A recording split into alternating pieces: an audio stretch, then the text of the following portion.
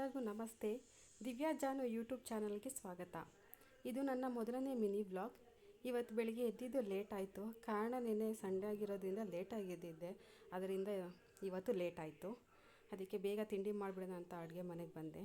ನನಗೆ ಬೆಳಿಗ್ಗೆ ಎದ್ದ ತಕ್ಷಣ ಬಿಸಿನೀರು ಕುಡಿಯೋ ಅಭ್ಯಾಸ ಇದೆ, ಹಾಗಾಗಿ ಬಿಸಿನೀರು ಕಾಯಿಸ್ತಾ ಇದ್ದೀನಿ. ಇನ್ನೊಂದು ಕಡೆ ಹಾಲು ಕಾಯಕ್ಕಿಟ್ಟಿದ್ದೀನಿ. ತಿಂಡಿ ಏನಪ್ಪ ಮಾಡೋಣ ಅಂತ ಅಂದ್ಕೊತಿದ್ದೆ. ಲೇಟ್ ಆಗಿರೋದ್ರಿಂದ ಚಿತ್ರಾನ್ನ ಆದರೆ ಬೇಗ ಆಗಿಬಿಡುತ್ತೆ ಅಂತ ಚಿತ್ರಾನ್ನ ಮಾಡೋಣ ಅಂತ ಅಂದ್ಕೊಂಡೆ. ಅನ್ನಕ್ಕೆ ಇಡ್ತಾಯಿದ್ದೀನಿ.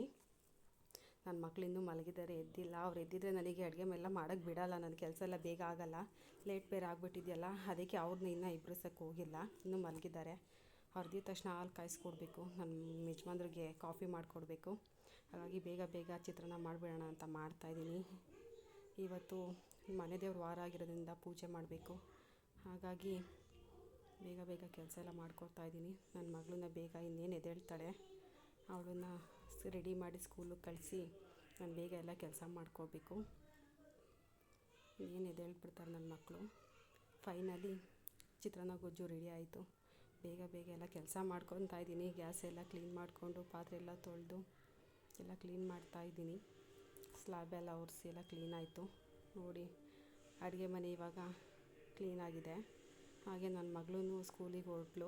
ಅವಳು ಹೋಗೋರು ಕೆಲಸ ಮಾಡ್ಕೊಳ್ಳೋದಕ್ಕಾಗಲ್ಲ ನನಗೆ. ಅವಳು ಸ್ಕೂಲ್ಗೆ ಹೋಗಿದ ತಕ್ಷಣ ಕಸ ಗುಡಿಸಿ ನೆಲ ಒರೆಸಿ ಸ್ನಾನ ಮಾಡ್ಕೊಂಡು ಬಂದೆ. ದೇವ್ರ ಮನೆ ಕ್ಲೀನ್ ಮಾಡ್ತಾಯಿದ್ದೀನಿ. ಹೂವೆಲ್ಲ ತೆಗೆದು ಬೇರೆ ಹೂವೆಲ್ಲ ಇಟ್ಟು ದೀಪ ಹಚ್ತಾಯಿದ್ದೀನಿ. ಇದು ಇವತ್ತಿನ ಮಿನಿ ವ್ಲಾಗ್ ಆಗಿರುತ್ತೆ.